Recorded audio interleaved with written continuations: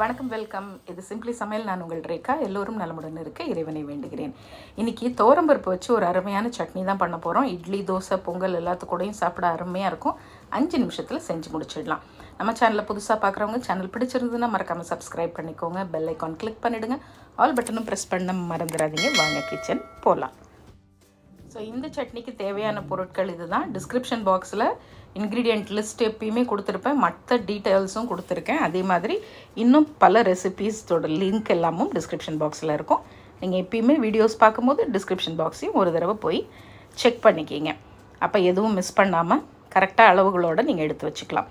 இப்போ நான் ஒரு 3 டேபிள் ஸ்பூன் துவரம்பருப்பு, 1 டேபிள் ஸ்பூன் உளுத்தம்பருப்பு, ஒரு 1/4 மூடி துருவின தேங்காய், ஒரு 10 சின்ன வெங்காயம், ஒரு 4-5 பல் பூண்டு, ஒரு 4 வரமிளகா, கொஞ்சமாக கருவேப்பிலை, இதுதான் எடுத்து வச்சுருக்கேன். முதல்ல ஒரு வாணலியோ இல்லை இந்த மாதிரி இரும்பு கடாய், iron pan, cast iron pan எதுவாக இருந்தாலும் ஓகே, மிதமான தீயில் வச்சு இந்த பருப்பு வகை ரெண்டையும் நல்லா ரோஸ்ட் பண்ணிக்கிங்க. கொஞ்சமாக ஒரு 1/4 டீஸ்பூன் நல்லெண்ணெய் ஊற்றினா போதும்.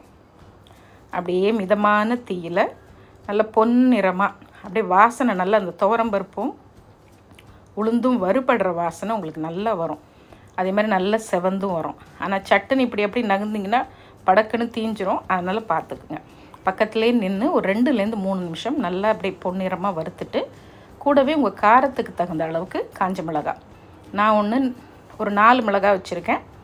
உங்களுக்கு கொஞ்சம் சுருக்குன்னு காரம் பிடிக்கும்னா இன்னொரு 2 மிளகாய் கூட சேர்த்து அதையும் வறுத்துட்டு, இதை நம்ம தனியாக ஒரு பிளேட்டில் எடுத்து வச்சுருவோம். இது கொஞ்சம் ஆறட்டும். அதுக்கப்புறம் இதே வாணலிலேயே இன்னொரு 1/2 டீஸ்பூன் எண்ணெய் ஊற்றி, மற்ற சின்ன வெங்காயம் இல்லைன்னா பெரிய வெங்காயம் கூட ஒன்று சேர்த்துக்கலாம். பட் சின்ன வெங்காயம் போட்டால் டேஸ்ட் நல்லாயிருக்கும்.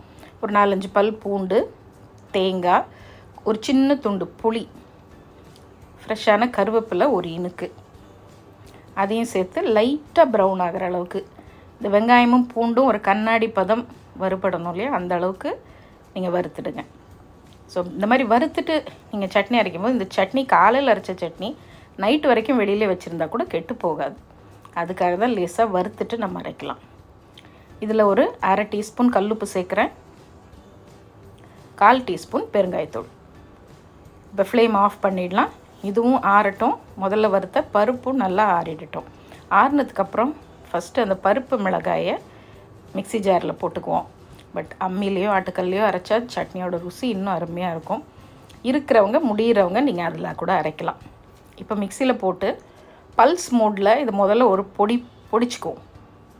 பாருங்கள், இந்த மாதிரி பவுடர் ஆகிடுச்சு. பருப்பும் மிளகாயும் நல்லா பவுடர் ஆகிடுச்சு. அதுக்கப்புறமா நம்ம வறுத்து வச்சு இந்த மற்ற ஐட்டம்ஸ் எல்லாத்தையும் மிக்சியில் போட்டு, உங்களுக்கு என்ன திக்னஸ்க்கு வேணுமோ, கொஞ்சம் தொகையல் மாதிரியும் அரைச்சிக்கலாம், அப்படி இல்லைன்னா சட்னி மாதிரி அரைச்சிக்கலாம், இல்லை தண்ணி சட்னி மாதிரி கூட அரைச்சிக்கலாம். அதுக்கு தகுந்த மாதிரி, அதுக்குன்னு ஓவராகவும் தண்ணி ஊற்றிட்டிங்கன்னா டேஸ்ட்டு சுத்தமாக இல்லாமல் போயிடும். ஓரளவுக்கு தண்ணி ஊற்றிக்கிங்க. இப்போ தண்ணி ஊற்றி அரைச்சிட்டு வந்திருக்கேன். நல்ல வாசனையாக இருக்கும் இந்த சட்னி உங்களுக்கு. இப்போ என்ன பண்ணலாம், இது ரொம்ப திக்காக தான் இருக்குது. அதனால் இதை ஒரு பாத்திரத்துக்கு மாற்றிட்டு தேவையான அளவு தண்ணி, கொஞ்சம் மிக்சிலையும் தண்ணி நம்ம கலந்துட்டு இப்போ ஊற்றிக்கலாம். ஸோ சட்னிக்குன்னு ஒரு மீடியம் பதம் இருக்கும் இல்லையா, அந்த அளவுக்கு நம்ம தண்ணி ஊற்றிட்டு மிக்ஸ் பண்ணிடலாம்.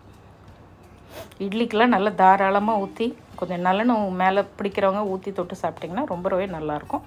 ஆஸ் யூஷுவல் சட்னிக்கு போடுற ரெகுலரான உள்ள தாளிப்பு. இதுவே கொஞ்சம் திக்கு தான். இன்னும் கொஞ்சம் ஒரு 1/2 டம்ளர் தண்ணி வரைக்கும் கூட நீங்கள் இது ஊற்றிக்கலாம். வீட்டில் திடீர்னு ஒரு கெஸ்ட்டெல்லாம் வராங்க, நிறைய பேர் இருக்காங்கங்கும் போது இந்த சட்னி உங்களுக்கு டக்குன்னு கை கொடுக்கும்.